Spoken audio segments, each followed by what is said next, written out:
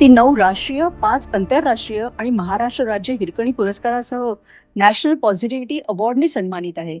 CPZ institute of fashion टेक्नॉलॉजीची संस्थापक प्राचार्य, fashion आणि रिटेल क्षेत्रातली नामांकित सल्लागार, सोशो सायकोलॉजी आणि मॅनेजमेंट मधलं उच्च शिक्षण, भारतातल्या पहिल्या अडॅप्टिव्ह क्लोथिंग डिझाईन स्पर्धेचं आयोजन आणि ऍक्सेस फॉर ऑल संकल्पनेतनं दिव्यांगांसाठी विशेष योगदान, काळा घोडा असोसिएशनची एक्झिक्युटिव्ह कमिटी मेंबर.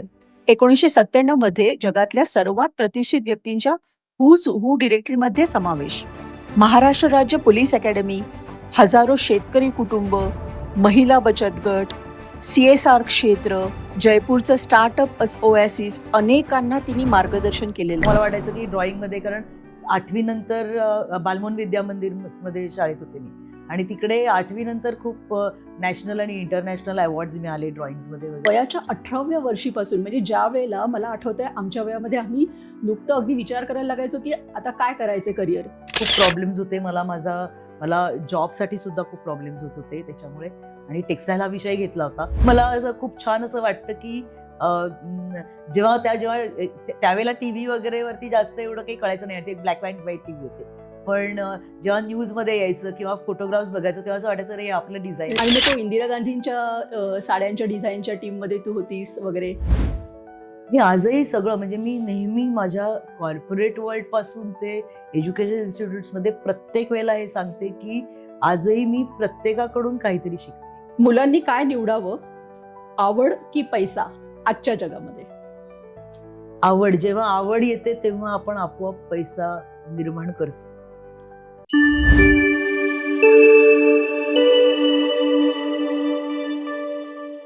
नमस्कार, मी स्वाती छत्रे मायदेव. कुतूहल विथ स्वातीमध्ये तुमचं खूप खूप स्वागत. आज ना आपण अशा एका व्यक्तीला भेटणार आहोत जी एका आयुष्यामध्ये 10 आयुष्य जगली आहे. म्हणजे तिने वयाच्या 18व्या वर्षापासून लेक्चरर म्हणून ती उभी आहे. टेक्स्टाईलमध्ये तिने काम केलंय. इंदिरा गांधींच्या साड्यांचं डिझाईन करण्याच्या टीममध्ये ती होती. दिव्यांगांचा जो पहिला वर्ल्ड कप होता त्यावेळेला त्यांच्यासाठी टेबल एटिकेट्स शिकवण्यापासून तिने काम केलेलं आहे. स्कॉटलंडमध्ये भारताचा वेशभूषेचा इतिहास तिने शिकवलेला आहे. तिने बऱ्याच गोष्टी केलेल्या आहेत. अगदी कार रॅलीमध्ये सुद्धा तिने सहभाग घेतलेला आहे. आणि अजून पण बऱ्याच गोष्टी आहेत ज्या तुम्हाला आता आमच्या बोलण्यामध्ये समजणार आहेत. तिच्या सगळ्या अष्टपैलू व्यक्तिमत्वाची आपल्याला ओळख होईल. तर आपण तिला भेटूया. तिचं नाव आहे गीता कॅस्टेलिनो. नमस्कार गीता. नमस्कार. कुतूहल विथ स्वातीमध्ये तुझं खूप खूप स्वागत. थँक्यू. आणि सगळ्यात पहिल्यांदा ना मला हे जाणून घ्यायचंय की तू अगदी वयाच्या 18व्या वर्षीपासून, म्हणजे ज्या वेळेला मला आठवतंय आमच्या वयामध्ये आम्ही नुकतं अगदी विचार करायला लागायचो की आता काय करायचं करिअर, त्यावेळेला तू ऑलरेडी लेक्चरर म्हणून उभी राहिलीस. टेक्स्टाईल टेक्नॉलॉजी सारखा अगदी वेगळाच प्रांत तू निवडलास. आणि हा सगळा आत्मविश्वास आणि ही निवड, ह्याच्या पाठची प्रोसेस तुझी काय होती? काय थिंकिंग होतं त्यावेळेला तुझं? खूप ॲक्सिडेंटली आले अकॅडमिक्समध्ये. ॲक्च्युली 18व्या वर्षी मी ग्रॅज्युएट झाले. टेक्स्टाईल डिझाईन, डाईंग अँड प्रिंटिंगमध्ये स्पेशलायझेशन होतं. आणि त्यानंतर त्यावेळेला म्हणजे 80sमध्ये, अर्ली 80sमध्ये मुंबईमध्ये टेक्स्टाईल मिल्स बंद होत होत्या, आणि त्याच्यामुळे खूप प्रॉब्लेम्स होते. मला जॉबसाठी सुद्धा खूप प्रॉब्लेम्स होत होते त्याच्यामुळे, आणि टेक्स्टाईल हा विषय घेतला होता. रहेजा कॉलेजमध्ये लेक्चररशिप होती, आणखीन तिकडे मला तो जॉब मिळाला. आणि 18व्या वर्षी म्हणजे पहिली माझी जी बॅच होती त्याच्यात मला वाटतं 5-6 वर्षांनी माझ्यापेक्षा जास्त मोठे असलेले स्टुडंट जास्त होते माझ्याबरोबर. तुझ्यापेक्षाही मोठे असलेले तुझे माझ्यापेक्षा. स्टुडंट होते. राईट.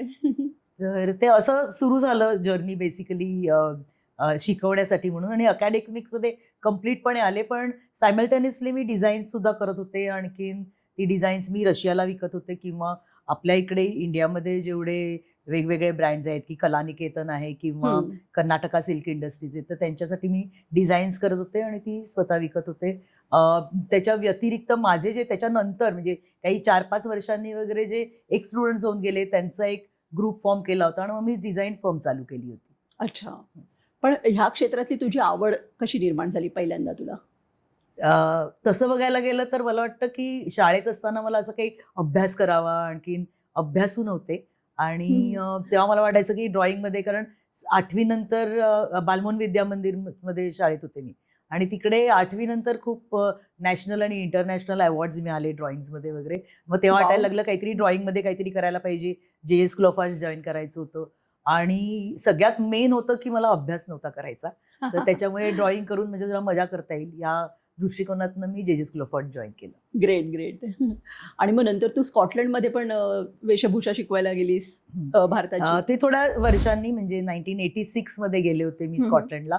एडिनबरा स्कूल ऑफ आर्टमध्ये मी इंडियन टेक्सटाईल्स आणि कॉस्ट्युम्स शिकवलं बेसिकली. आणि खूप छान, म्हणजे मला असं वाटतं की तिकडे मी जरी शिकवलं तरी शिकण्यापेक्षा मी जास्त शिकले.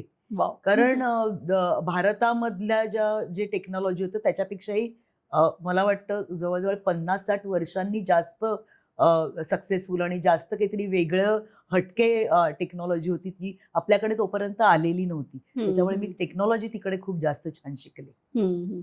पण तिकडे त्या लोकांनी स्वतःहून बोलवलं होतं की म्हणजे भारतीय वेशभूषा म्हणजे असं ते जगभरातल्या सगळ्यांना बोलवतात का? नाही, ऍक्च्युली मी तिकडे जेव्हा गेले होते, मी युरोप टूरला गेले होते आणि त्यावेळेला माझा एक मामा स्कॉटलंडला राहत होतो, तो मला जस्ट घेऊन गेला होता एडिनबरा स्कूल ऑफ आर्टला. आणि तिकडे जेव्हा मी गेले तेव्हा ओळख करून दिली होती आणि टेक्सटाईलचं डिपार्टमेंट मला बघायचं होतं तिकडचं. आणि तिकडे बघितल्यानंतर मला तिकडच्या हेडनी विचारलं की तुम्ही, आणि तेव्हाच म्हणजे त्याच वेळेला त्यांनी सांगितलं आम्हाला if you can just start teaching Wow. Over here, आणि तसं झालं बेसिकली. Great great. आणि मग तो इंदिरा गांधींच्या साड्यांच्या डिझाईनच्या टीममध्ये तू होतीस वगैरे त्याबद्दल, आणि हँडलूमचं डिझाईनच्या ह्याच्यावरती पण होतीस ना, ठरवण्यामध्ये वगैरे हो. बोर्डावरती. काय झालं की टेक्सटाईल डिझाईन मध्ये झाल्यानंतर मला माझं ग्रॅज्युएशन चालू जे स्कूल ऑफ आर्टमधनं, तर त्याच्यानंतर महाराष्ट्र स्टेट म्हणजे महाराष्ट्र आर्ट जे आहे एज्युकेशन बोर्ड, त्या बोर्डमध्ये समजा का तुम्ही पहिल्या 5 मध्ये आला तर तुम्हाला स्कॉलरशिप मिळते. ती ऑल इंडिया हँडलूम बोर्डचं विवर्स सर्व्हिस सेंटर, प्रत्येक राज्यामध्ये भारतामध्ये विवर्स सेंटर आहेत आणि तिकडे तुम्हाला स्कॉलरशिप मिळते आणि तुम्हाला ते स्टायपेंड देऊन तुम्ही तिकडे शिकायचं असतं, बेसिकली शिकायचं असतं, रिसर्च करायचं असतं. तर मी जेव्हा पोस्ट ग्रॅज्युएशन त्याच्यानंतर सासमिरामध्ये करत होते वेट प्रोसेसिंगमध्ये टेक्सटाईल्सच्या, आणि ते करत असताना मला लेटर आलं की मला रिसर्चसाठी म्हणून सिलेक्ट केलंय. आणि मग मी तिकडे विवर्स सेंटरला गेले. आणखीन तिकडे basically history of Indian costumes आणि टेक्सटाईल्स, इंडियन टेक्सटाईल्स वरती जास्त भर होता आणि व्हेजिटेबल डाईज म्हणजे नॅचरल डाईज, तर त्याच्यावरती मी रिसर्च केलं. आणि प्रभाकर बर्वे खूप मोठे आर्टिस्ट भारतामधले, तर ते माझे मेंटॉर होते. वाव. की 80s मध्ये म्हणजे मला वाटतं 81-82च्या सुमारास पंतप्रधान जाणार होत्या इंग्लंडला आणि फेस्टिवल ऑफ इंडिया बेसिकली. तर फेस्टिवल ऑफ इंडिया बऱ्याच देशांमध्ये होतो आणि पंतप्रधान किंवा राष्ट्रपती तिकडे जातात. तर त्यावेळेला जेव्हा इंदिरा गांधी जाणार होत्या तर त्यावेळेला युजली त्यांच्या सगळ्या ज्या साड्या होत्या त्या विवर्स सेंटर करायचं. आणि त्यावेळेला त्या टीममध्ये मी होते आणि म्हणजे डिझाईन केली त्यांची साड्या, आम्ही ब्लॉक प्रिंटिंग करून दिलं त्यांना. आणि त्या साड्या प्रत्येक दिवशी, त्या वेगवेगळ्या साड्या प्रत्येक ओकेजनला त्या तिकडे त्या नेसलेल्या आहेत. ते खूप मला असं खूप छान असं वाटतं की जेव्हा त्यावेळेला टीव्ही वगैरे वरती जास्त एवढं काही कळायचं नाही, ते ब्लॅक अँड व्हाईट टीव्ही होते. पण जेव्हा न्यूज मध्ये यायचं किंवा फोटोग्राफ्स बघायचं तेव्हा असं वाटायचं रे आपलं डिझाईन. राईट, तेच मी तुला विचारलं होतं की आपण डिझाईन केलेली साडी भारताच्या पंतप्रधान घालून एखाद्या देशामध्ये जात आहेत, लंडन सारख्या याच्यामध्ये जात आहेत आणि ते आपल्याला बघायला मिळते. खूप अभिमानास्पद आणि खूप छान अनुभव होता तो. म्हणजे संपूर्ण विवर्स सेंटरमध्ये एवढे गौतमभाई वाघेला जे डायरेक्टर होते विवर्स सेंटरचे, किंवा धीरूभाई शाह म्हणून, ते सगळे असे खूप दिग्गज लोक होते आणि त्यांच्याबरोबर काम करायला पण खूप मजा आली. त्यामुळे अनुभव पण खूप मिळाला. खूप छान. Great great. तू शॉपर स्टॉप सारख्या संस्थेमध्ये सुद्धा सॉफ्ट स्किल्स शिकवायचं वगैरे पण काम केलंयस, तर त्या अनुभवाबद्दल सांग. टेक्सटाईल्स मी जसं सांगितलं की अकॅडमिक्समध्ये होते आणि त्यानंतर मी 18व्या वर्षी जेव्हा काम सुरू केलं ते रहेजा कॉलेजमध्ये चालू केलं, रहेजा स्कूल ऑफ आर्ट्स. आणि त्यानंतर एक वेळ अशी आली की 88 मध्ये एक असा आणखीन पण आहे की दर 7-8 वर्षांनी मला असा एक किडा असतो डोक्यात काहीतरी वेगळं करायचं.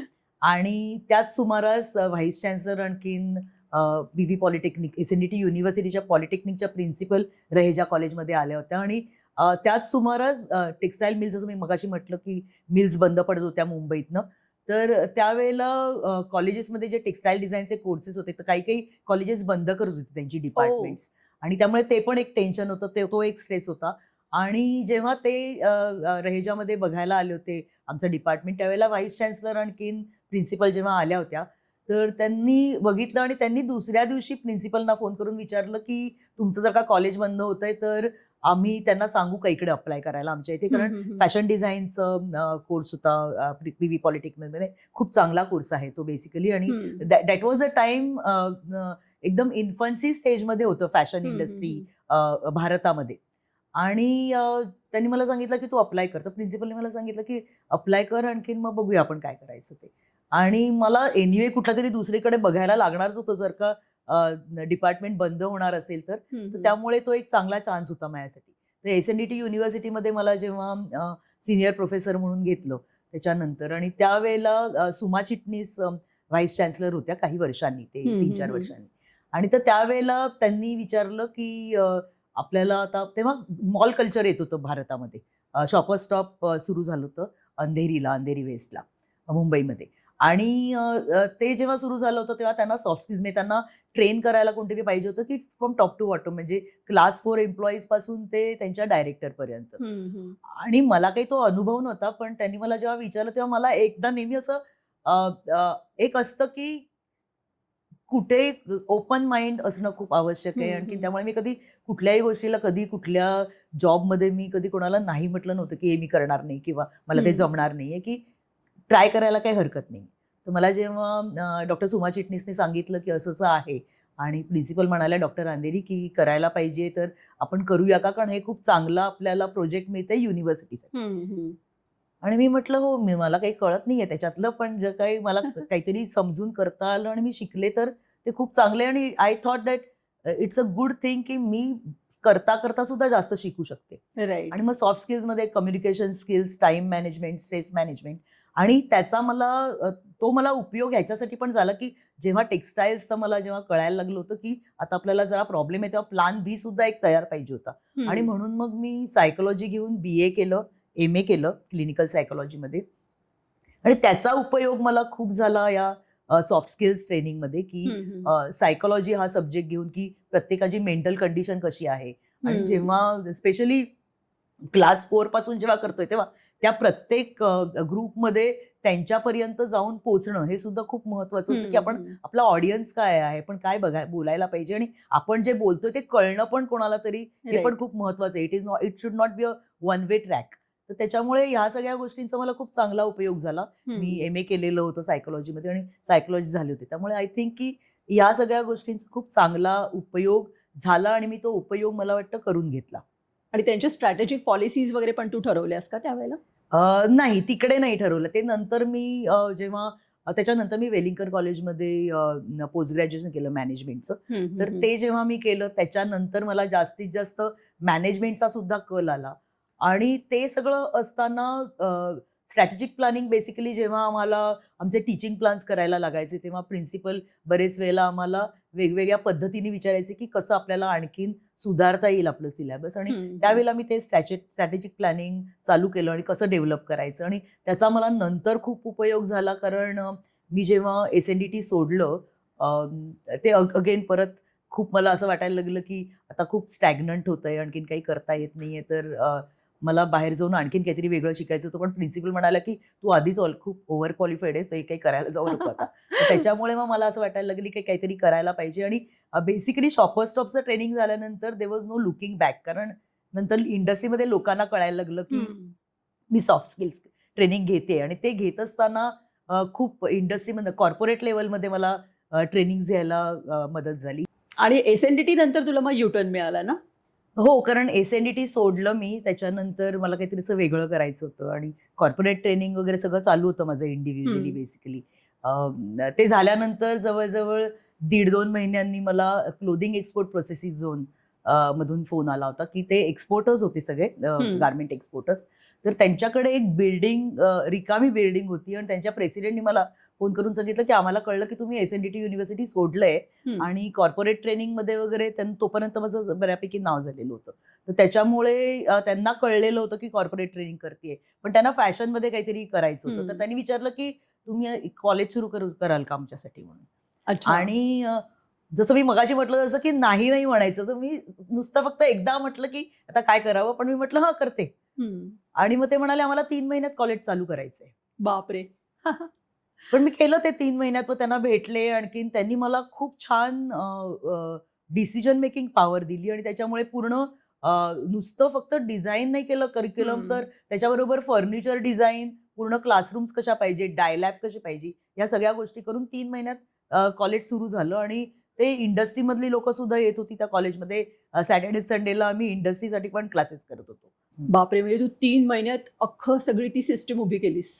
हो, कारण ते एक मला असं वाटतं की ते ऑलरेडी रक्तात भिनलं होतं. कारण लेक्चरर होते, त्याच्यामुळे सगळं माहिती होतं. आणखीन ओव्हरऑल जे काही आपल्याला फॅशन इंडस्ट्रीमध्ये पाहिजे असतं. हम्म. आणि तो आणखीन एक अँगल होता की मला नेहमी वाटायचं की जेव्हा आपण अकॅडमिक्समध्ये काहीतरी करतो तेव्हा इंडस्ट्री बेस्ड असावं, की जेव्हा हम्म. इंडस्ट्रीमध्ये मुलं ग्रॅज्युएट होऊन जातात तेव्हा तिकडे कुठेतरी तफावत असते की ती मुलं येतात आणि मग नंतर ऑन द जॉब ट्रेनिंग होतं त्यांचं. हम्म. पण बरेचदा कॉर्पोरेट ट्रेनिंग घेताना मला हे कळायचं लोकांकडनं की जेव्हा मुलं ग्रॅज्युएट होऊन येतात तेव्हा आम्हाला त्यांना ट्रेन करायला लागतं.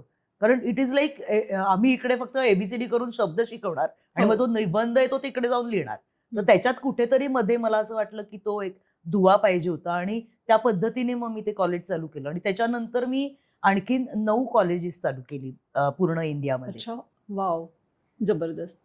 कारण कुठल्याही फील्डमध्ये ऍक्च्युली असंच होतं की शिकून तर आपण आलेलो असतो, पण प्रत्यक्षात ऑन द जॉब जेव्हा ट्रेनिंग जे काय येतं तेव्हा अगदी म्हणजे पूर्णच वेगळंच काहीतरी सुरू झालंय असं आणि वाटतं. आणि मला याचा खूप छान उपयोग झाला इकडे, की मी जेव्हा मॅनेजमेंट करत होते किंवा सायकोलॉजी होतं माझं आणि मॅनेजमेंट केलं होतं. आणि टेक्सटाईल्स म्हणजे बेसिकली मला नेहमी वाटतं it's a backbone of fashion industry. हम्म. कारण पूर्ण टेक्सटाईल मी जेव्हा SNDT मध्ये फॅशन डिपार्टमेंटला जॉईन झाले as a senior professor, me 9 subject शिकवत होते तिकडे. म्हणजे जास्तीत जास्त टेक्सटाईल्सचे सब्जेक्ट्सच होते फॅशन इंडस्ट्रीमध्ये, फॅशन इन्स्टिट्यूट्समध्ये. ओके. तर हे जेव्हा करताना मला खूप असं वाटलं की त्याच्यामध्ये जेव्हा कॉलेजेस वेगवेगळ्या जेव्हा कॉलेजेसमध्ये मी सिलेबस चालू केलं आणि सिलेबस बनवून दिली त्यांना, तर त्यावेळेला मला असं नेहमी वाटायचं की प्रत्येकाकडे काहीतरी त्यांचं स्वतःचं कॅरेक्टरिस्टिक पाहिजे. नुसतं आपण जेव्हा करतोय तेव्हा एकच कॉपी करून काही उपयोग नाहीये त्याचा. बेसिक तेच राहणार आहे फॅशन इंडस्ट्रीमधलं जे काही राईट. तुम्ही शिकणार आहात ते. पण त्याच्या व्यतिरिक्त मला वाटलं तो सोशिओ आस्पेक्ट किंवा सायकोलॉजिकल आस्पेक्ट, जेव्हा तुम्ही एखादा तुमचा क्लायंट असतो त्याची मेंटल स्टेट काय आहे किंवा त्याची मेंटॅलिटी काय आहे, त्यांचं बॅकग्राऊंड काय आहे, economic background, financial background. At the same time आम्ही जेव्हा शिकवतो ज्यावेळेला हा कोर्स, त्यावेळेला आपण हे पण बघायला पाहिजे असतं की आपण जेव्हा कुठलाही वेश परिधान करतो तो वेश परिधान करताना त्याचं ते क्लायमॅटिक जे बॅकग्राऊंड असतं, हवामान सुद्धा खूप अवलंबून असतं याच्यावरती, रिलिजियस बॅकग्राऊंड. तर ह्या ज्या काही सगळ्या गोष्टी होत्या त्याचा मी खूप चांगला उपयोग सिलेबसमध्ये केला बेसिकली.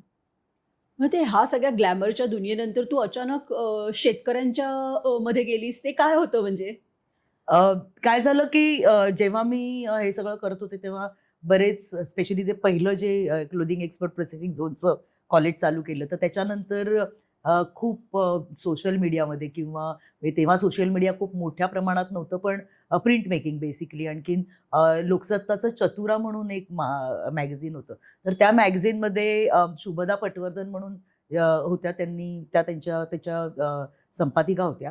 आणि तर त्यांनी येऊन माझा इंटरव्ह्यू घेतला होता. एक नॅशनल अवॉर्ड मिळालं होतं त्यावेळेला. आणि तो जवळ-जवळ 5-6 पानांचा इंटरव्ह्यू झाला होता. आणि तो बापरे! बघून खूप जणांनी, म्हणजे ते 2 दिवस मला वाटतं 400च्या वर मला फोन कॉल झाले आई होते. शप्पथ! आणि त्याच्यानंतर ते सगळं झाल्यानंतर बारामतीमधून मला सुनंदा पवार ज्या ट्रस्टी आहेत ॲग्रीकल्चरल डेव्हलपमेंट ट्रस्टच्या, त्यांनी मला फोन केला होता आणि त्यांनी मला सांगितलं की आम्हाला तुमचा सत्कार करायचा आहे. तर तेव्हा मला बारामती कुठे आहे तेही माहिती, मी कधी गेले नव्हते तिकडे. तर त्यांना मी म्हटलं की बघूया काय करायचं वगैरे, कारण मला माझ्या पोलिओमुळे काही थोडेफार प्रॉब्लेम्स आहेत. आणखीन ते प्रत्येकाला माहीत नसतात की काय प्रॉब्लेम्स येतात जेव्हा मी कुठेतरी गेले आणि कुठेतरी राहायचंय. तर ते म्हणाले की नाही, मी गाडी पाठवते आणि तुम्ही या. आणि मग मी तिकडे गेले होते आणि त्याच्यानंतर माझी आणि त्यांची खूप चांगली ओळख झाली. आणि त्यावेळेला 10 वर्ष खूप छान ओळख होती. आणखीन चांगलं आम्ही टचमध्ये होतो. पण त्यांची मी पहिली म्हणजे ॲग्रीकल्चरल डेव्हलपमेंट ट्रस्ट, त्यांनी जेव्हा मी रचना संसदमधनं ॲडवायझर म्हणून निघाले 2010 मध्ये, त्यावेळेला त्यांनी मला विचारलं की जर का तुम्ही निघालाय तिकडनं तर तुम्ही इकडे येणार का CEO म्हणून. आणि जरा विचार केला. मग परत तिकडे 4-5 दिवस राहिले की काय कसं करता येईल किंवा काय नाही. आणि ते नंतर मग मला असं वाटलं की करून बघायला काय हरकत आहे. आणि मग तसं मी त्यांच्या 23 इन्स्टिट्यूट्सची पहिली त्यांची CEO. बापरे! तर ती खूप छान जबरदस्त. ते छान असाइनमेंट होती. 5 वर्ष केली तिकडे मी ॲज अ CEO. आणखीन खूप डेव्हलपमेंट्स झाल्या तिकडे. डेव्हलपमेंट्सपेक्षाही जे कॉर्पोरेट ट्रेनिंग मी घेत होते, सॉफ्ट ट्रेनिंगचं किंवा लाईफ स्किल्स, तर ती सगळी स्किल्स मी इकडे वापरली. आणखीन त्यांचे डिरेक्टर्स किंवा त्यांचे जे head of the departments, principles, त्यांचा जो स्टाफ होता, non teaching staff, teaching staff, त्या सगळ्यांना ट्रेन पण केलं त्याच्याबरोबरच. ओके. म्हणजे तिथे येणारे विद्यार्थी जे होते ते शेतकऱ्यांच्या फॅमिलीमधनं यायचे का, असं आहे? तिकडे कसं आहे की शाळांमधनं वगैरे आप्पासाहेब पवारांनी जेव्हा ती संस्था चालू केली, तेव्हा त्यांनी ते महिलांसाठी म्हणून, मुलींसाठी म्हणून त्यांनी पहिल्यांदा अच्छा. शाळा सुरू केली. आणि त्याच्याबरोबरच त्यांनी होम सायन्स हे कॉलेज चालू केलं. आणि आता ते प्रचंड वाढलेलं आहे संपूर्ण. पण त्यावेळेला त्यांचे शेतकऱ्यांची मुलं जास्त येतात तिकडे. आणि 5वीच्या नंतर त्यांना तिकडे हॉस्टेल आहे. त्यामुळे जवळजवळ 4,800 मुली तिकडे राहतात कॅम्पसमध्ये. आणि आता सध्या मी ॲडवायझर आहे तिकडे. 5 वर्ष झाल्यानंतर मी निघाले तिकडनं. पण त्याच्यानंतर आता परत गेली 1 वर्ष मी आता जाते तिकडे ॲडवायझर फॉर स्ट्रॅटेजिक प्लॅनिंग आणि डेव्हलपमेंट. मग तिकडे अजून पुढे मोठं चाललं. तू बोलता बोलता अगदी सहज म्हणालीस की माझ्या पोलिओमुळे वगैरे, असं करून एकदम पटकन बोलून टाकलंस की काहीच नाही त्याच्यात, काही विशेष नाही. हा अप्रोच तुला कसं काय आला बेसिकली? तो मला असं वाटतं की फॅमिलीमुळे पण असेल. कारण मी 2.5 वर्षाची होते तेव्हा पोलिओ झाला. आणखीन म्हणजे तेव्हा माझी वाचा गेली होती, एक हात अच्छा. आणि दोन्ही पाय पण पोलिओमध्ये गेले होते. आणि त्याच्यानंतर जो माझा प्रवास होता 2.5 वर्षाची असल्यापासून ते 14 वर्षाची असेपर्यंत, आईने खूप मेहनत केली. मी whatever today I am is because of my mother actually. कारण आणि बाकीचे सगळे फॅमिली मेंबर्स डेफिनेटली वडील किंवा भाऊ बहीण, आणखीन माझा नवरा आता पण, आणि माझे सासू सासरे पण. पण मला असं वाटतं की family approach is very very important. कारण 14 वर्ष माझ्या आईनी स्वतःची नोकरी सोडून पूर्ण ती माझ्याबरोबर असायची. आणि hospital was my second home actually. तिकडे सकाळी आम्ही 8 वाजल्यापासून ते दुपारी 2:30 पर्यंत असायचो. मग घरी यायचो. त्याच्यानंतर आई मला आजी आजोबांकडे जेवण झालं की मग आम्ही परत दादरच्या चौपाटीवर जाऊन आई मला गरम वाळूमध्ये उभं करायची पिंपामध्ये. आणि ट्रीटमेंट म्हणून सँड ट्रीटमेंट होती ती. तो 1 तास तो झाल्यानंतर मग मी 13 वर्ष स्विमिंग केलं. Swimming was another good physiotherapy, म्हणजे गुड एक्सरसाइज बेसिकली. तर आणि त्यावेळेला MGM मध्ये शिवाजी पार्कला पोलिओ पेशंट्स तेव्हा खूप होते. तर पोलिओ पेशंटसाठी वेगळं टायमिंग असायचं तिकडे 3:30 ते 5:30. तर रोज मी तिकडे 2 तास स्विमिंग करायची. तर ते सगळ्या ह्या ज्या काही गोष्टी होत्या, आणि मला वाटतं इन्कल्केट केलं तेव्हा आईनी, आणखीन सगळ्याच घरातल्यांनी, की आणि त्यांनी मला कधी असं नेहमीच नॉर्मल वागवलंय बेसिकली.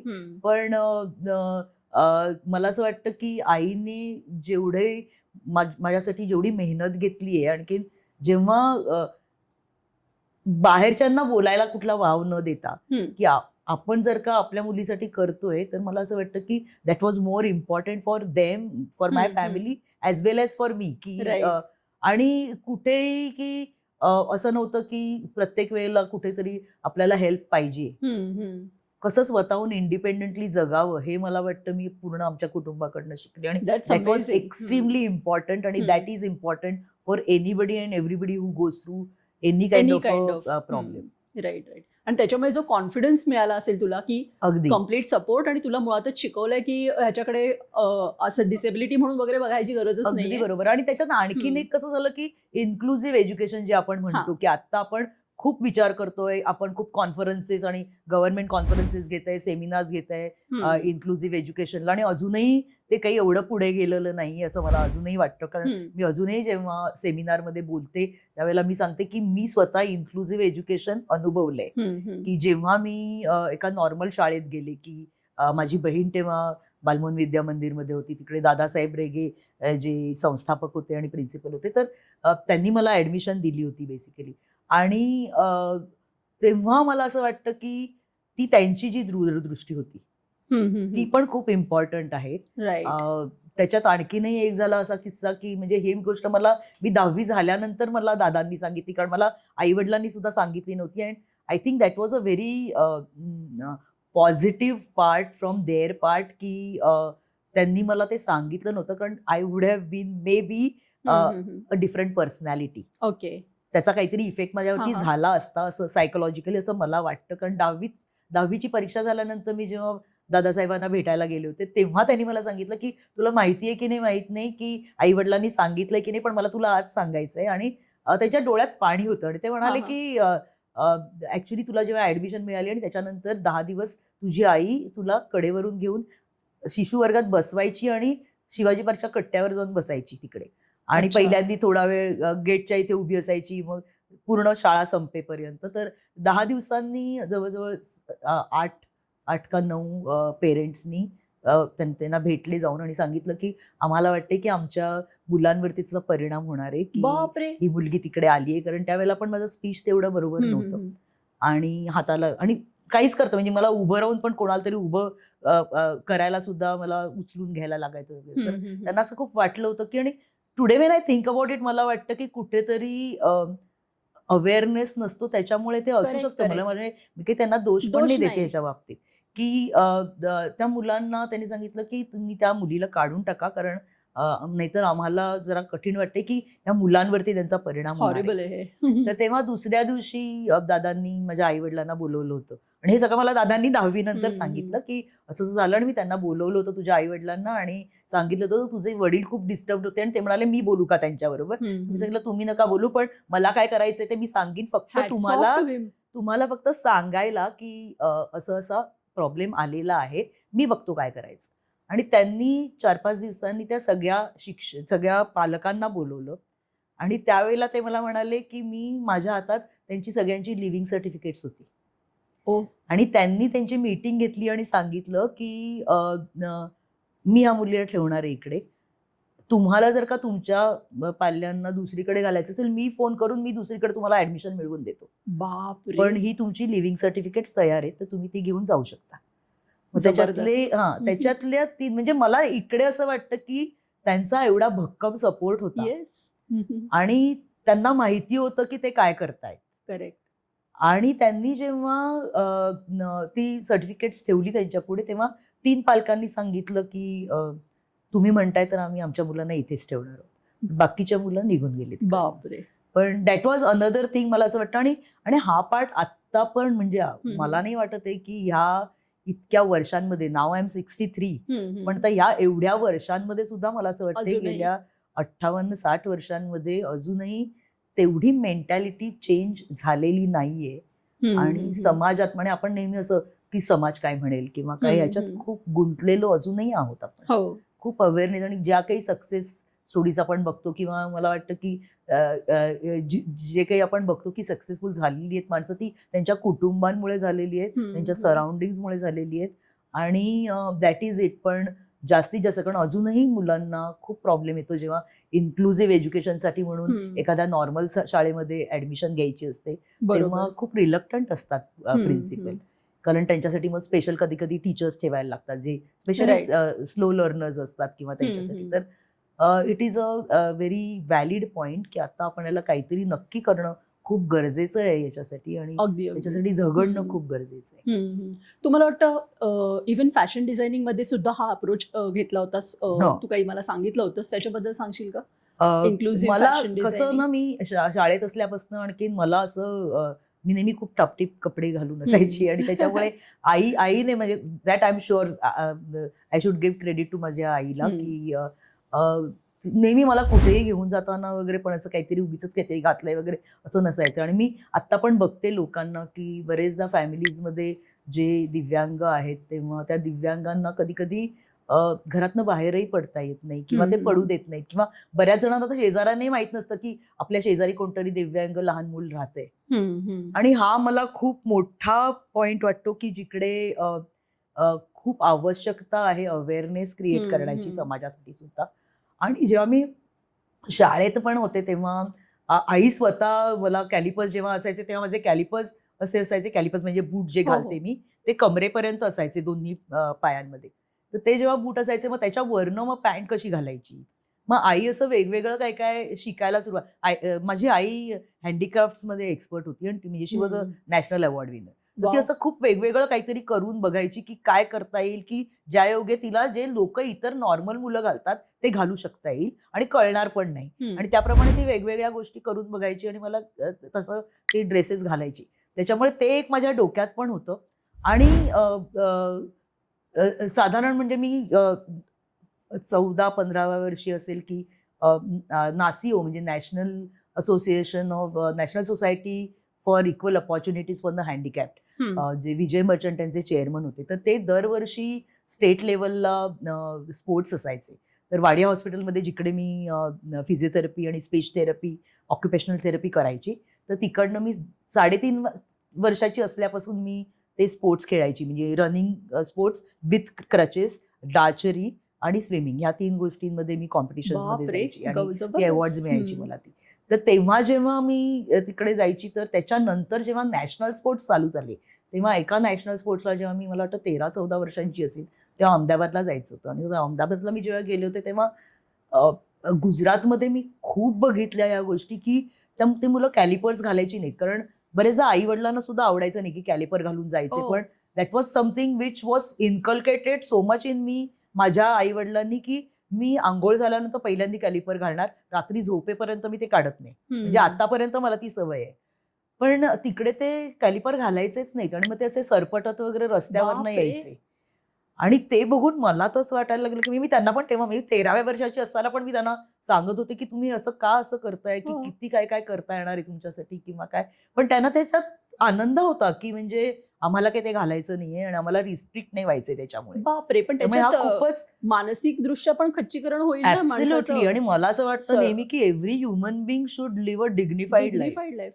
राईट. आणि तो कुठेतरी मला वाटतं तो अभिमान असायला पाहिजे आपल्याला, की म्हणजे आपण शेवटी, मला नेहमी वाटतं की भारतामध्ये आपण सगळेच जण खूप किड्या मुंग्यांसारखे जगतो अदरवाईज हो पण. ना. कारण आता पण मी जेव्हा ॲक्सेसिबिलिटीसाठी काम करते की ॲक्सेस फॉर ऑल किंवा, तर तेव्हा पण मी बघते आणि ऑडिट्स करताना वगैरे आम्ही बघतो की फक्त नुसतं एक व्हीलचेअरचं पिक्चर लावलं आणि तिकडे काहीही नसले ॲक्सेसिबिलिटी, तरी लोकांना वाटतं अरे वा काहीतरी छान चाललंय. त्याच्यामुळे मला असं वाटतं की एवढं काम होत नाहीये जेवढं व्हायला पाहिजे. पण हे जेव्हा मी हे सगळं बघितलं आणि मग नंतर जेव्हा मी SNDT मध्ये फॅशन इंडस्ट्रीमध्ये जायला लागले आणि जेव्हा मी टेक्स्टाईल्स शिकत होते पण फॅशनचं नॉलेज यायला लागलं, मग तेव्हा मला वाटलं की कुठेतरी आपल्याला इन्क्लुझिव्ह डिझाईन किंवा ॲडॅप्टिव्ह क्लोथिंग जे म्हणतात, तर ते करणं खूप गरजेचं वाटतं मला. आणखीन त्यामुळे मग मी 2018 मध्ये एकांश म्हणून NGO आहे पुण्याला, तर त्यांच्या ज्या संचालिका आहेत अनिता अय्यर, तर त्यांना मी आधीपासून ओळखत होते कारण त्या मला कॉन्फरन्सेसमध्ये वगैरे स्पीकर म्हणून बोलवायच्या, मोटिवेशनल स्पीच द्यायला.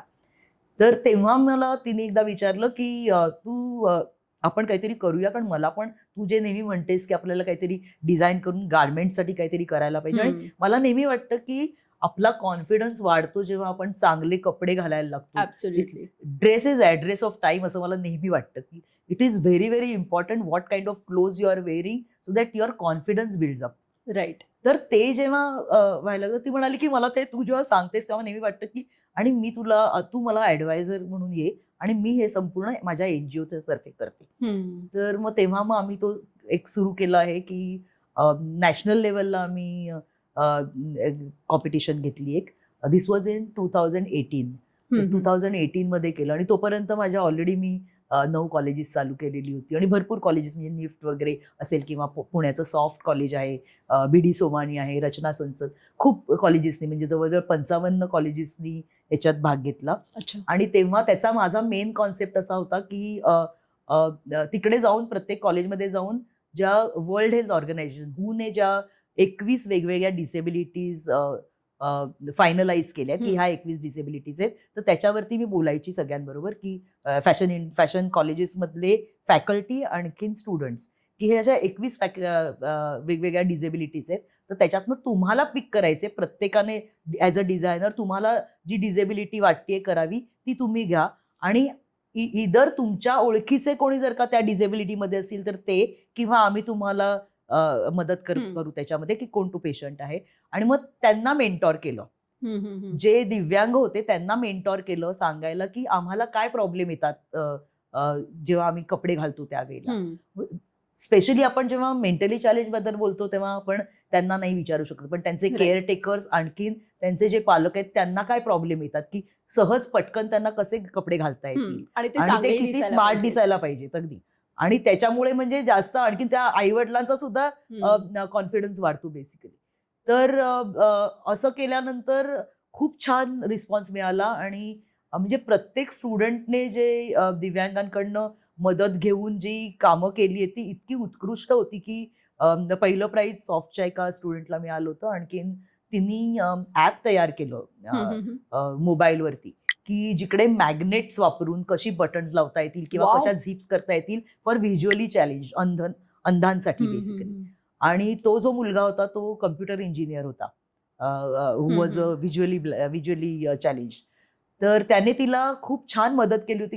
म्हणजे एक उदाहरण द्यायचं तर तो हम्म. म्हणाला होता की आमच्याशी बोलताना की मला रोज अर्धा ते पाऊण तास लागतो मी जेव्हा जॉबवरती जातो तेव्हा की तयार व्हायला. कारण माझे आर्ग्युमेंट्स असतात, जो कोणी माझे भाऊ असेल किंवा आई असतील किंवा वडील असतील त्यांच्याबरोबर की मला काय घालायचंय आज. हम्म. आणि मग ते सांगायचे की आता हा येलो कलर आहे की हा आहे, मग काय तुला घालायचंय किंवा काय, किंवा कुठलं फॅब्रिक आहे किंवा व्हॉटएव्हर.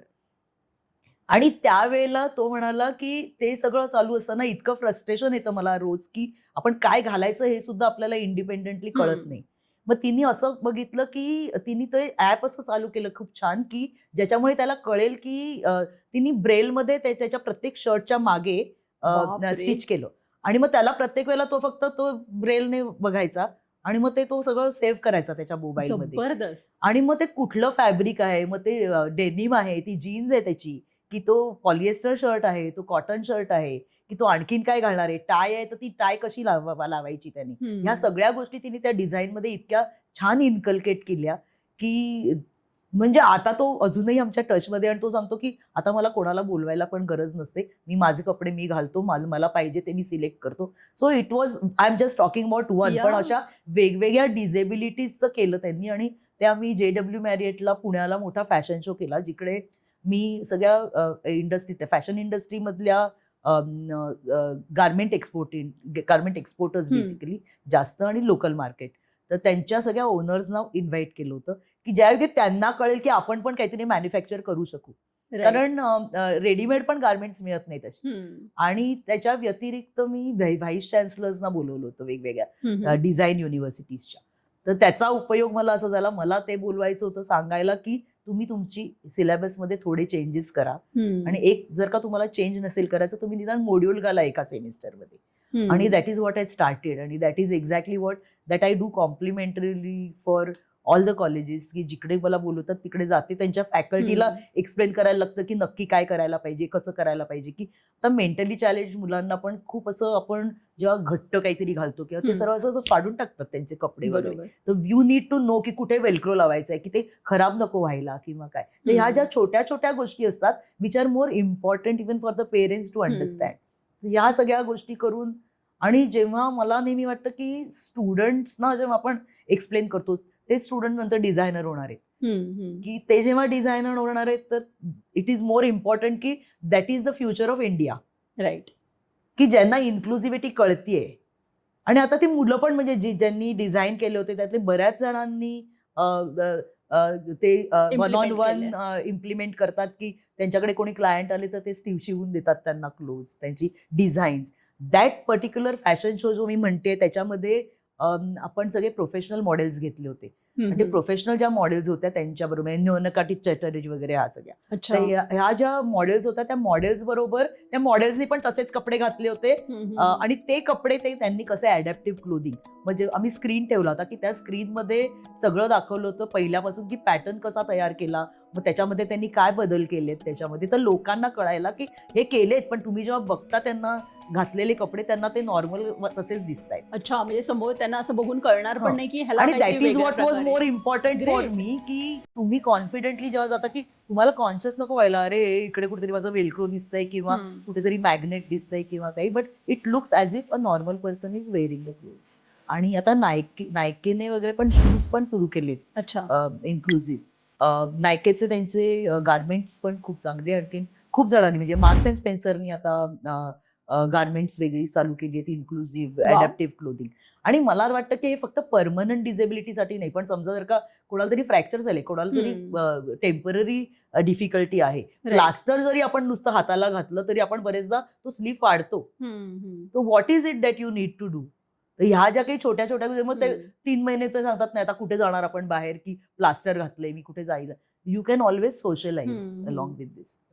खूप इम्पॉर्टंट वाटतं मला. लाईफ चेंजिंग हे आहे कित्येक लोकांसाठी. अगदी, म्हणजे अगदी. जेवढ्या म्हणून सगळ्या, आणि एक नवीन पिढी कम्प्लिटली अशा प्रकारे होते जिकडे मला असं वाटतं की तुझ्या आईने ते सीड तुझ्यामध्ये अगदी, अगदी टाकलेलं आहे, बरोबर. की तिने तुझ्यासाठी तशा प्रकारे विचार केला की तुला डिग्निफाईड छान आयुष्य जगता यावं, म्हणून कॉन्फिडन्स यावा आणि ह्याच्यासाठी मला तशा माहितीये, प्रकारे मी तुला जेव्हा बनवलं. काउन्सिलिंगला वगैरे जायची तेव्हा मला माहिती होतं की काही काही पेशंट्स असे होते की आई वडील त्यांना बिछाण्यावर ठेवायचे, फक्त चादर ओढलेली, काय घालायचेच नाहीत कपडे, कारण काय घालायचं. राईट. तर these are the kind of things I think need to change. मला वाटतं आता इव्हन ओबीस लोकांच्यासाठी, कारण मी माझ्या स्वतःसाठी जर का रेडीमेड एखादी कपडे घ्यायला गेले तर चांगले कपडे काही वर्षापूर्वी मिळत नव्हते. अगदी काहीतरी फालतू कपडे असायचे. आता मला वाटतं की वाव, माझ्यासाठी पण चांगले कपडे अगदी आहेत बरोबर, अवेलेबल. खरंय. सो आय कॅन अंडरस्टँड की इव्हन ज्यांना काही डिफिकल्टीज आहेत त्यांना तर हे केवढं कॉन्फिडन्स त्याच्यामुळे म्हणजे मिळत असेल. व्हीलचेअरवरती ज्या माझ्या काही मैत्रिणी आहेत की ज्या पॅराप्लेजिक आहेत, तर त्यांना साडी नेसायला पण खूप प्रॉब्लेम यायचा. मग ते कसं स्टिच करून, आणि ती साडी तशीच कशी छान दिसायला पाहिजे. So I started to even talk to them की काय करायला पाहिजे नक्की. ग्रेट ग्रेट, आणि ह्या ज्या काही गोष्टी म्हणजे आता त्या स्वतःच फॅशन शो वगैरे करतात त्यांचे. जबरदस्त. त्यामुळे तू काळा घोडाच्या एक्झिक्युटिव्ह कमिटीमध्ये पण आहेस, आणि बऱ्याच वर्षांपासून मला वाटतं फाउंडर मेंबर्स founder, आहेस, राईट? तर त्या आर्टिसन्सना तू कशा प्रकारे मोटिवेट केलं? काय ती सगळी हे आहे? कालाघोडा असोसिएशन बेसिकली आम्ही जेव्हा सुरू केलं तेव्हा इट्स अन एनजीओ. आणि आम्ही जेव्हा सुरू केलं तेव्हा ते तिकडच्याच कालाघोडा एरियामधल्या ज्या बिल्डिंग्स आहेत, तर त्यांची ते हेरिटेज बिल्डिंग्स बेसिकली, तर we look after them, we take care of those. आणि ते जेव्हा आम्ही करतो तेव्हा त्याच वेळेला आधी MTDC मुंबईमध्ये तो फेस्टिवल करायचे, आर्ट फेस्टिवल. आणि त्याच्यानंतर अबाउट 27 वर्षापूर्वी, म्हणजे आमची आत्ता 26 वर्ष संपली, यावर्षी 26वा कालाघोडा आर्ट फेस्टिवल झालं. तर तेव्हा त्यांनी सांगितलं की तुम्ही जर का टेक ओव्हर केलं तर तुम्ही ते फेस्टिवल करू शकाल का. आणि it was a very low profile thing, अगदी पहिल्यांदा जेव्हा आम्ही 99 मध्ये सुरू केलं. आणि आता त्याचे व्हर्टिकल्स 16 व्हर्टिकल्स आहेत, की म्युझिक आहे किंवा वर्कशॉप्स आहेत, आम्ही हेरिटेज वॉक्स आहेत, वेगवेगळ्या डान्स आहे त्याच्यामध्ये. आणि मग ते जेव्हा आम्ही लोकांना बोलवतो ते फक्त त्या इंडियापुरतं नाही मर्यादित राहिलेलं. आणि बरेचदा फॉरेनर्स इकडे टुरिझमच्या माध्यमातून बरोबर त्या कालाघोडा आर्ट फेस्टिवलच्या वेळेला येतात. कारण कधी असतो न्यूयॉर्क तो? टाइम्स नेहमी पब्लिश करतं जेव्हा आहे कालाघोडा फेस्टिवल, त्याच्यामुळे Okay. अमेरिकेतनं खूप जण येतात त्यावेळेला. पण एका ठराविक वेळेला असतो ना तो तो festival? फेब्रुवारीमध्ये असतो युजली. म्हणजे आता या वर्षीपासून आम्ही चेंज केलंय, पण या वर्षीपासून एंड ऑफ जानेवारी टू पहिला सॅटर्डे, तो जो सॅटर्डे असतो एंडचा, तो टिल द नेक्स्ट संडे, म्हणजे 9 दिवसाचा. आणि त्या 9 दिवसाचा तो आर्ट फेस्टिवल असतो. त्यात लिटरेचर आहे, या गोष्टी सगळ्या 16 वेगवेगळे व्हर्टिकल्स आहेत त्याच्यामध्ये. आणि मी पारंपरिक कारिगर म्हणून आणखीन एक संस्था आहे, त्याच्याबरोबर पण काम करते. म्हणजे जे वडिलोपार्जित जे क्राफ्ट्स होतात त्याच्याशी संलग्न आहेत.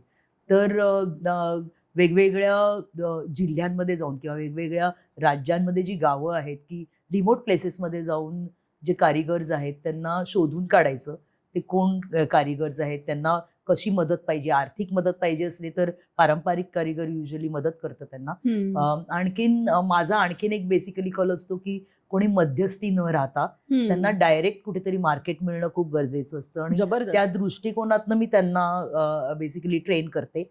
आणि त्या लोकांना आपण कालाघोडा आर्ट फेस्टिवलमध्ये त्यांना स्टॉल्स देतो. आणि मी फक्त कालाघोडा आर्ट फेस्टिवलच नाही, पण बाकी सुद्धा इंडियामध्ये आर्ट फेस्टिवल्स जे करते तिकडे त्यांना प्रमोट करण्याचा प्रयत्न करते, जिथे करायचं असेल तिकडे. इनफॅक्ट कोविडमध्ये जर का तुला सांगायचं असेल तर कोविडच्या वेळेला खूप प्रॉब्लेम झाले आणि कुठे एक्झिबिशन्स होत नव्हती.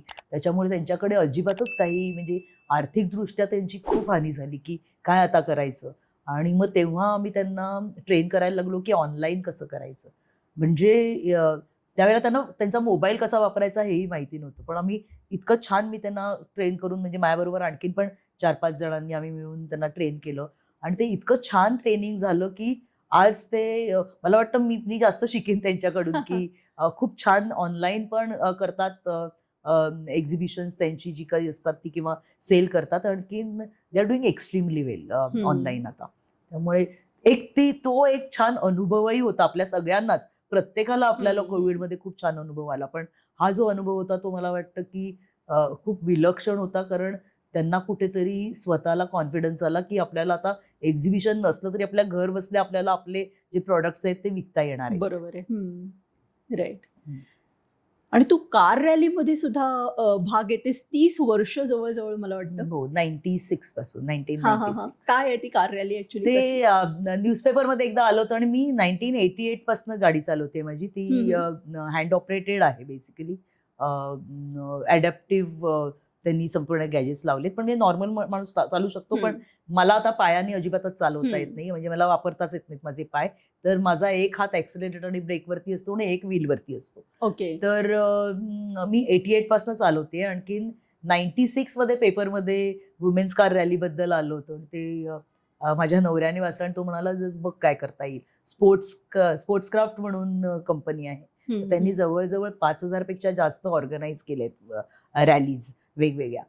तर तिकडे जाऊन मी, आणि मग ते 96 पासून दे वॉज नो स्टॉपिंग टिल कोविडच्या नंतर आता बंद केलंय त्यांनी कार रॅलीज करणं. पण it was a very good experience. आणि when you talk about car rally, असं नाही की खूप वेगाने, कारण लोकांना मी जेव्हा सांगते कार रॅली तेव्हा लोकांना वाटतं अरे बापरे ही केवढ्या स्पीडने जात असेल किंवा काय, पण ते स्पीडवरती नसतं बेसिकली. की जर का तुम्हाला इनफॅक्ट कुठल्याही पॉईंटला तुम्ही, प्रत्येक पॉईंट्स असतात वेगवेगळे 6 ते 7, म्हणजे जवळजवळ 200 ते 300 किलोमीटर जेवढी रॅली असते.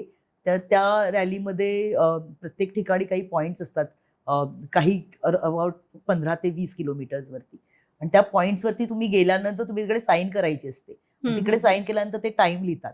तो जेव्हा तो वेळ जेव्हा लिहितात त्या वेळेला जर का तुम्ही कमी वेळात आला असाल तर तुमचे मायनस होतात तुमचे पॉइंट्स तिकडे. त्याच्यामुळे स्पीडवरती काही नसतं ते. आणि navigator is the most important. म्हणजे मी जरी ड्राईव्ह करत असेल तरी navigator is the most important part of the rally. आणि जास्तीत जास्त रॅलीज मी वुमेन्स रॅली केल्या आहेत त्या बेसिकली ऑर्फन मुलांसाठी केल्या आहेत. की ऑर्फनेज मधली मुलं. आणखीन स्पोर्ट्स क्राफ्ट ते जेव्हा करायचं तेव्हा Indian Oil used to be the sponsors. आणि ते जेव्हा करायचे तेव्हा खूप छान एक कॉन्सेप्ट होता की 1 किंवा 2 मुलांना तुम्ही कार रॅलीमध्ये तुमच्या गाडीत बसवू शकता, की ज्या योगे ते ऑर्फनेजमधनं बाहेर येतील आणि त्यांना वेगवेगळं. त्यामुळे मुंबईमध्ये आम्ही जास्त फिरायचो, म्हणजे जवळजवळ 50 ते 55 किलोमीटर आम्हाला ते मुंबईतच फिरवायचे.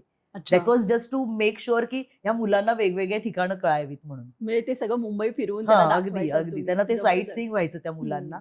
आणि that was something which was terrific. मला असं वाटतं की खूप आनंद देणार, म्हणजे आपल्याला आनंद एवढा की त्यांना आनंद होतोय. त्याच्यामुळे ते खूप छान होतं. आणि मग that was a very very successful time मला वाटतं की. आणि मी मिस करते आता पण की कोविडच्या नंतर त्यांनी बंद केलंय ते. पण it is a very rich experience. तुझी ही जी कार रॅली आहे त्याच्यामध्ये असे काय वेगळे काय फीचर्स असतात? म्हणजे अशा आम्ही गाड्या बघतो, पण ह्या फीचर गाडीमध्ये राईट. नाही, अपंगांसाठी वेगळ्या गाड्या सुरू केल्या आहेत म्हणजे इंडियामध्ये. आणि इनफॅक्ट मारुती सुझुकीने पहिल्यांदा त्या गाड्या आणल्या इंडियामध्ये. ज्या वेळेला ऑटोमॅटिक गिअर्ड गाड्या नव्हत्याच आपल्याकडे. This is I am talking about 87-88च्या सुमारास, 1987. आणि त्यावेळेला त्या ज्या गाड्या आल्या त्याच्यानंतर काही वर्षांनी मारुतीने ते मॅन्युफॅक्चरिंग बंद केलं.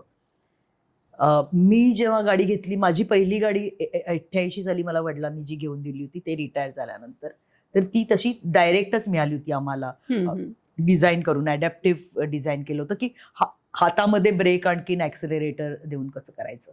पण त्याच्यानंतर स्टीफन हॉकिन्स जेव्हा भारतामध्ये आले तेव्हा स्टीफन हॉकिन्सना तो मोठा खूप प्रॉब्लेम होता की त्यांना चेहऱ्यापासून त्यांना काहीच त्यांना मुव्हमेंट करता यायच्या नाहीत.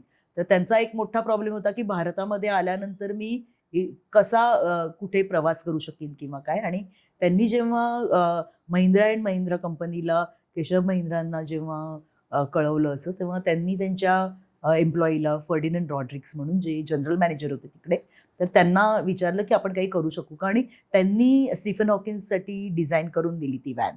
आणि त्याच्यानंतर ते 10 दिवस भारतामध्ये आले आणि खूप छान त्यांनी प्रवास केला इकडे. आणि ते खूप खुश होते. आणि त्याच्यामुळे त्यांनी फर्डिनंड रॉड्रिक्सला स्वतःहून खूप ॲप्रिशिएट केलं. आणि त्याच्यामुळे त्यांची चांगली म्हणजे बढती पण मिळाली फर्डिनंड रॉड्रिक्सना. पण त्याच्यानंतर असं झालं की महिंद्रा अँड महिंद्रानी त्यांना एक जागा दिली हिंदमाता सिनेमाच्या जवळ परळला, की जिकडे त्यांनी सांगितलं होतं की तुम्हाला कारण प्रत्येक अपंगांना, प्रत्येक दिव्यांगाला एक वेगवेगळं काहीतरी त्यांना त्यांच्या सोयीनुसार कशी ती गाडी वापरून मिळू शकेल, तर ते डिझाईन तो करतो. आणि म्हणजे प्रत्येकाला वेगवेगळ्या प्रकारचे काय प्रॉब्लेम येतील त्याच्याप्रमाणे तो ते डिझाईन करतो. आणि आता रिटायर झाल्यानंतर त्यांनी स्वतःचं सुरू केलेलं आहे आणि खूप खूप दिव्यांगांनी त्याचा लाभ घेतलेला आहे. आणखीन घेतात. आणखीन फक्त आम्हाला एक्स्ट्रा पैसे भरायला लागतात. आम्हाला काही कन्सेशन वगैरे Right. मिळत नाही याच्यामध्ये. ओके. पण पण सोय आहे ना, खूप ही छान सोय असणं- आहे. आणि मला तर वाटतं म्हणजे for me car is my lifeline. म्हणजे मी खूप प्रवास करते. आणखीन मी फक्त मुंबईतच फिरते असं नाही. मी खूप म्हणजे वेगवेगळ्या राज्यांमध्ये पण, राजस्थान आहे किंवा कर्नाटक आहे, मी सगळीकडे जाते. आणि आता दर महिन्याला जेव्हा मी बारामतीला जाते माझं ॲडवायझर म्हणून, तेव्हा पण मी घेऊन जाते माझी गाडी. त्यामुळे बरोबर. इट इज समथिंग, मला तर वाटतं की इट इज माय लाईफलाईन. म्हणजे घरापेक्षाही जास्त गाडीवरती मी खूप अवलंबून आहे. बरोबर. आणि स्टीफन हॉकिंग्सना पण खूप आवडलं होतं म्हणजे ते सगळं. खूपच छान. म्हणजे ते खूप खुश होते आणि म्हणूनच मग ते पुढे जरा झालं. आणखीन आता वेगवेगळ्या डीलर्सना माहिती, आणि डीलर्सकडे आरटीओचं आणि गव्हर्नमेंटचं GR आहे की कशा पद्धतीने त्यांनी ते करायला पाहिजे. आणि आरटीओला ते GR दिलेलं आहे की त्यांनी इन्स्पेक्ट कशा करायच्या त्या गाड्या. ओके. की त्याच्यामुळे आम्हाला जेव्हा आम्ही डीलरकडनं गाडी घेतो एखादी, ती गाडी घेतल्यानंतर आरटीओ मध्ये जाऊन अप्रूव्ह करायला लागतं आणि त्याच्यानंतरच आपल्याला RC बुक मिळतं. अच्छा. आणि तू कारण मगाशी त्याच्यामध्ये ते म्हणाली होतीस- ॲडॅप्टिव्ह कार असंच लिहिलेलं असतं त्याच्यामध्ये. तू भारताच्या दिव्यांग क्रिकेट टीमला जी वर्ल्ड कप जिंकली त्यांना तू 1-on-1 सेशन्स घ्यायचीस. त्या सगळ्या अनुभवाबद्दल सांग. ते 2018 मध्ये, म्हणजे त्याच्या आधी भारतामध्ये दिव्यांगांसाठी वेगवेगळ्या स्पर्धा राज्यस्तरीय पातळीवर व्हायच्या. आणि अजित वाडेकर त्याच्यात खूप सक्रिय भाग घ्यायचे. बेसिकली त्यांनी खूप मोटिवेट केलं या सगळ्या क्रिकेटर्सना, दिव्यांग क्रिकेटर्सना मॅचेस खेळायला. आणि 2018 मध्ये ते तेव्हा नव्हते, पण त्यावेळेला जेव्हा वर्ल्ड कप सुरू झालं, पहिलं वर्ल्ड कप ज्याच्यामध्ये 9 देशांनी भाग घेतला, तर त्याच्यात आपल्या देशाने पार्टिसिपेट केलं होतं. आणि त्याच्यामध्ये खूप कमी दिवस होते. म्हणजे 20 दिवसामध्ये आम्हाला त्यांना खूप चांगलं मोटिवेट करायचं होतं. 1-on-1 सायकोलॉजिकल काउन्सिलिंग बेसिकली होतं. की कारण त्याच्यातले बरेच क्रिकेट टीममधले मेंबर्स असे होते की जे स्पेशली काश्मीर किंवा हरियाणामधनं, पंजाबमधनं आलेले जे होते, चेन्नईमधनं आले होते. त्यांनी त्यांच्या गावाच्या व्यतिरिक्त पुढे कधी गेले नव्हते. तिकडेच फक्त ते क्रिकेट खेळलेले होते. पण त्यांना सिलेक्ट केलेलं होतं. आणखी मग त्यांना सुद्धा कुठेतरी आपण जेव्हा म्हणतो की भारतातून जेव्हा ते परदेशात जाणार आहेत, तेव्हा दे वर रिप्रेझेंटिंग इंडिया. तर त्याच्यासाठी त्यांना आपल्याला तयार करणं खूप महत्त्वाचं होतं. आणि म्हणून मेंटली खूप स्ट्रॉंग करणं आणि मोटिवेट करणं खूप आवश्यक होतं. तर त्याच्यासाठी मला त्यांनी अप्रोच केलं होतं. आणि मी त्यांचं पूर्ण I was their official consultant, psychologist म्हणून. आणि त्यांचं मोटिवेशन सुद्धा केलं होतं.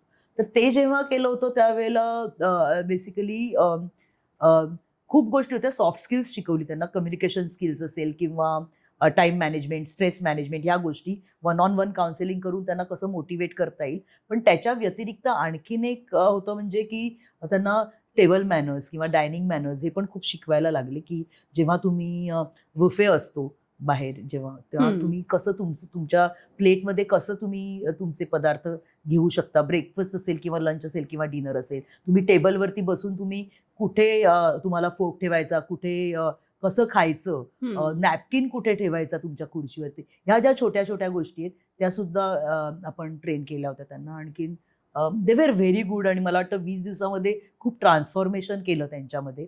आपण तो पहिलं जे वर्ल्ड कप झालं 2018चं, ते आपण भारताने जिंकला. जबरदस्त.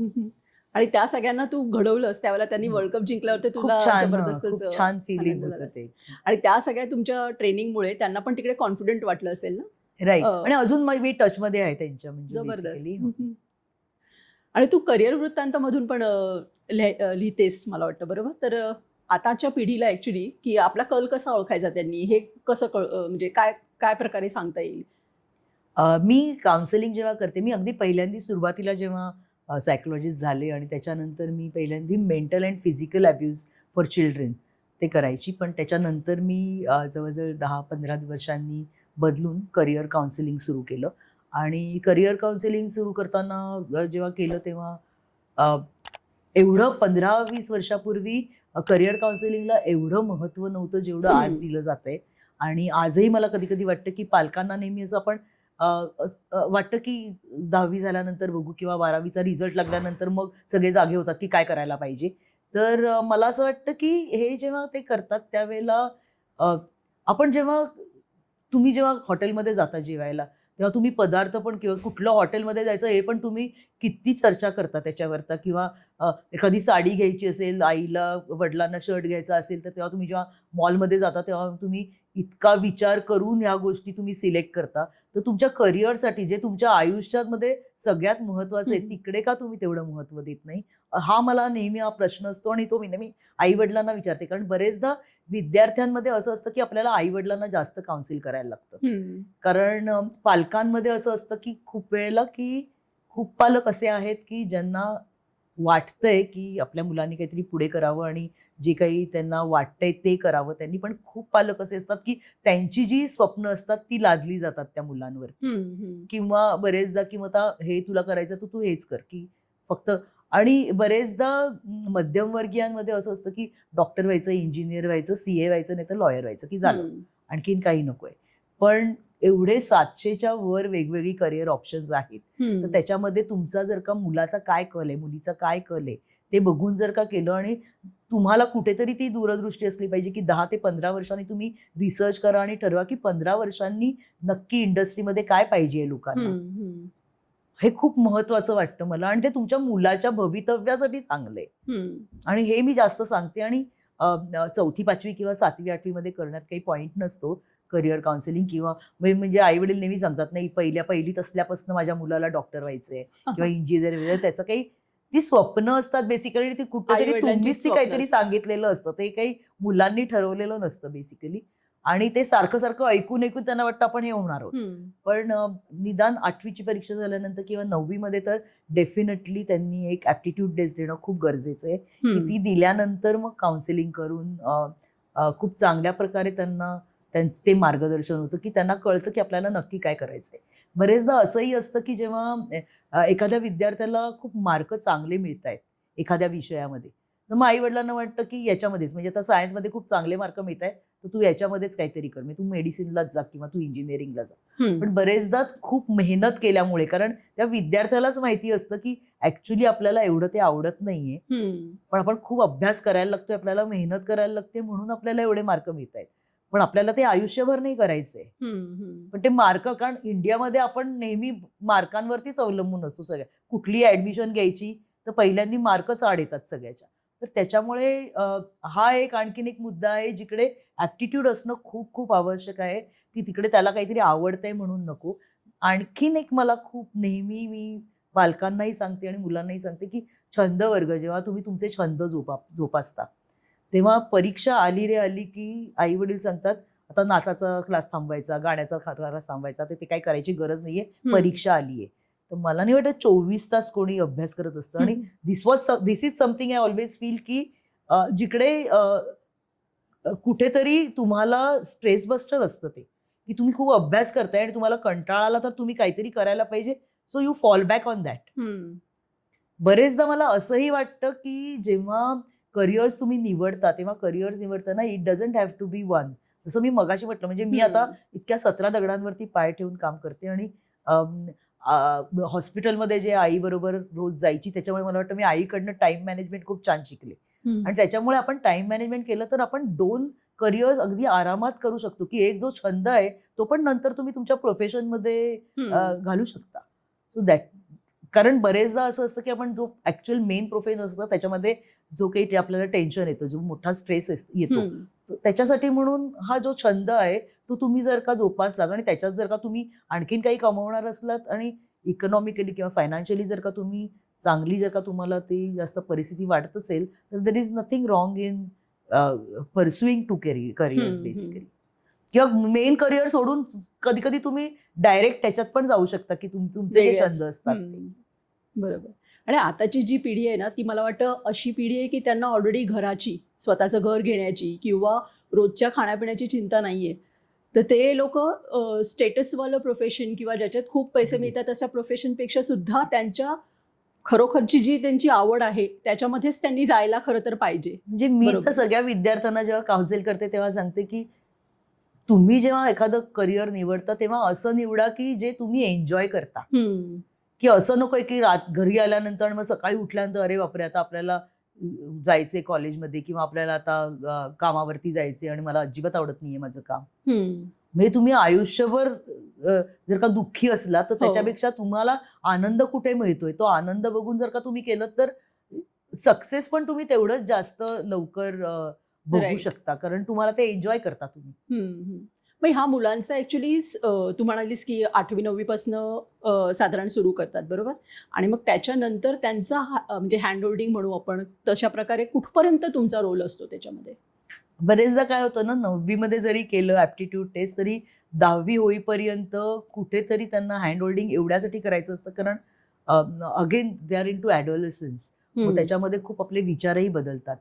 खूप कन्फ्युजन वाढतं आणि आता जास्त कन्फ्युजन म्हणजे पालक नेहमी म्हणतात की पूर्वी ते 5-6 जेवढे होते ना प्रोफेशन्स तेवढीच छान होती कारण आता एवढे आहेत की आम्हाला कळत नाही काय पिक करायचं. ते सोपं होतं. अगदी अगदी तर चॉईस त्याप्रमाणे कमी होते. त्यामुळे मग आता विद्यार्थ्यांना 10वी मध्ये किंवा 11वी-12वी मध्ये असताना कधी कधी त्यांना असं वाटतं की नाही आता मला हे नाही करायचंय ते करायचंय. तर ते कसं काय करायचं त्यासाठी म्हणून निदान नंतरची 2 ते 3 वर्ष आपल्याला हँड होल्डिंग करावं लागतं. आणि म्हणजे समजा एखाद्याने सुरुवातीला 10वी नंतर एक विशिष्ट हे निवडली दिशा आणि त्याच्यानंतर त्यांनी असं किती वेळा चेंज करून हरकत नाही असं तुला म्हणजे ह्या संदर्भात काय सांगशील? कारण की काही काही लोक खरंच टोटली फील्ड पण चेंज करतात आणि आत्ताच्या ज्या AI च्या जमान्यामध्ये आणि एवढ्या म्हणजे विविध फील्ड्समध्ये आपण बघतोय की किती प्रमाणात प्रॉब्लेम्स निर्माण होत आहेत, तर एकाच फील्डला आपण खिळून राहणं आणि शक्य पण इमोशनल नाहीये. कोटन म्हणजे मला तर वाटतं की इमोशनली सुद्धा हल्ली मुलं खूप इतकं स्ट्रेस घेतात आणि त्याच्यामुळे सुद्धा होतं आणि मग कधी कधी दबून जातात की आपण काहीतरी घेतलंय आणि ते आपल्याला आवडत नाहीये पण आता आपण आपल्या आई वडिलांना कसं बोलायचं सांगायचं कसं? हे. पण यावेळेला मला नेहमी असं वाटतं की जर का त्यांना अगदीच जमत नसेल एखादी गोष्ट तर एखादं वर्ष वाया घालत गेलं तरी चालेल पण त्यांना जे आवडतंय ते करू देत कारण नंतरचं पूर्ण आयुष्य त्यांना त्याच्यात घालवायचंय. त्याच्यामुळे it is a very definitely a very important thing. त्यांनी डिप्रेशनमध्ये न जाता काहीतरी वेगळं त्यांना जे आवडतंय हटके करून ते करणं खूप महत्वाचं आहे. म्हणजे एका करिअर काउन्सिलरला तुझ्यासारखं काय म्हणतो सायकोलॉजिकल हा फॅक्टर माहीत असणं हे सुद्धा खूप महत्त्वाचं आहे ॲक्च्युली ना, म्हणजे प्रत्येक करिअर काउन्सिलरने खरं तर अगदी बरोबर. सायकोलॉजीचा त्याचा अभ्यास हवा अगदी मुलांना बरोबर. नीट हे गाईड करताना. गीता, आपल्याला आता रॅपिड फायर सुरू करायचं आहे. तर त्याच्यामध्ये तुला एकच उत्तर द्यायचं आहे काहीतरी, एक चॉईस. पहिला प्रश्न असा आहे की सायकोलॉजी की कार रॅली तुला जास्त एक्साइटिंग काय वाटतं? सायकोलॉजीचा कार रॅलीमध्ये खूप चांगला उपयोग होतो. दुसरा प्रश्न आहे, पंतप्रधान इंदिरा गांधींच्या साड्या की भारताच्या विजयी वर्ल्ड कपची टीमची सोबत गीतासाठी प्राऊड मोमेंट कोणता होता? भारताची टीम. ओके. फॅशन म्हणजे कॉन्फिडन्स की ट्रेंड? ट्रेंड. ओके. कारण ट्रेंड आलं की कॉन्फिडन्स येतो आपण. ओके. Great great. 30 वर्षांच्या कार रॅलीने गीतामध्ये काय निर्माण केलं? आनंद. ओके. मुलांनी काय निवडावं, आवड की पैसा आजच्या जगामध्ये? आवड. जेव्हा आवड येते तेव्हा आपण आपोआप पैसा निर्माण करतो. Great great. बरोबर. तुझ्या नजरेमध्ये सर्वात एक्स्ट्रा ऑर्डिनरी व्यक्ती कोण आहे? माझी आई. जबरदस्त. एक अशी गोष्ट जी गीता कॅस्टेलिनो आजही शिकतेय? मी आजही सगळं म्हणजे मी नेहमी माझ्या कॉर्पोरेट वर्ल्ड पासून ते एज्युकेशन इन्स्टिट्यूट्समध्ये प्रत्येक वेळेला हे सांगते की आजही मी प्रत्येकाकडून काहीतरी शिकते. त्यामुळे त्याच्यासाठी एकच कुठला तरी विषय पाहिजे असं नाही पण फॉर ऑलराऊंड नॉलेज आणखी ऑलराऊंड पर्सनॅलिटी मला असं वाटतं की आपण रोज काही ना काहीतरी शिकत असतो. जे समोर नवीन येईल ते प्रत्येक Yes. गोष्ट. आणि ज्या दिवशी आपण म्हणतो की आपल्याला सगळं येतंय that is the end of. Right. तू इतकी आयुष्य बघितलीस तर एखाद्या खचलेल्या मनासाठी गीताचा इन्स्टंट डोस काय असेल? To be sincere to your own self. आणखीन मला असं वाटतं की मेहनत करणं हे खूप महत्वाचं आहे. At the same time you should enjoy what you are doing. Okay. आता लास्ट प्रश्न आहे, एका शब्दात स्वतःचं वर्णन काय करशील? कॉन्फिडेंट. म्हणजे कॉन्फिडंट आहेसच तू थ्रू आउट एकदम. गीता, तुझ्याशी बोलून खूप मस्त वाटलं. म्हणजे मी मगाशी म्हणत होते तसं की एका आयुष्यामध्ये 10 आयुष्य तू जगली आहेस असं आपण म्हणतो, पण तू तुझ्या ह्या एका आयुष्यामध्ये तू हजारो लोकांची आयुष्य बदलवून टाकली आहेस. So that is really commendable. जबरदस्त. थँक्यू. मला असं वाटतं की या मुलाखतीमधून आणि तू म्हटल्यानंतर आता मी विचार करायला लगेच की आपण खरंच किती आयुष्य जगलोय. नाही, Thank you. तू कितीतरी व्हर्सिटाईल आहेस. मी मगाशी म्हटलं तसं मल्टी टॅलेंटेड, मल्टीफॅसेटेड आहेसच. आणि फक्त स्वतःपुरतं तू हे सगळं लिमिट करून न ठेवता तुला जे जे काही तू तुझ्या आयुष्यामध्ये अंगीकारलंस ते सगळं फॅशन इंडस्ट्रीमध्ये हे केलंस. ॲडॅप्टिव्ह फॅशन क्लोदिंग वगैरे, किंवा मानसिकतेवरती काम करणं करिअरमध्ये, सगळ्या ह्याच्यामध्ये तू प्रत्येकाला खूप त्यांच्या जीवनामध्ये बदल घडवून आणण्याचं काम केलंयस. हे खरोखरच कमेंडेबल आहे. थँक्यू. सो तू इथे आलीस त्याबद्दल खूप खूप धन्यवाद. आणि मी प्रेक्षकांना असं सांगेन की आजची मुलाखत तुम्हाला कशी वाटली ते तर सांगाच, आणि गीताकडनं तुम्हाला काय शिकायला मिळालं ते सुद्धा तुम्ही कमेंटमध्ये लिहा. सबस्क्राईब करा. धन्यवाद.